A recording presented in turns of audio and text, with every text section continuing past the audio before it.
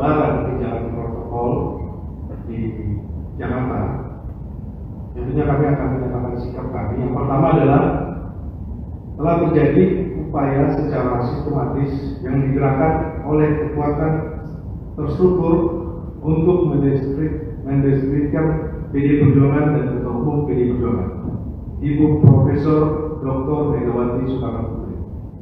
Salah satu bentuk tindakan tersebut adalah dengan adanya pemasangan berbagai baliho dan spanduk yang di tempat-tempat strategis yang disinyalir dipasang oleh pihak-pihak yang memiliki kekuatan terorganisir. Kedua, baliho dan spanduk tersebut dipasang di lokasi-lokasi strategis dan jalur-jalur utama yang mengindikasikan keterlibatan pihak kekuatan terorganisir dengan kekuatan sumber daya yang besar. Hal ini menjadi perhatian serius bagi PD Perjuangan serta kader dan simpatisan partai, karena mencerminkan adanya upaya untuk menggiring opini publik secara negatif.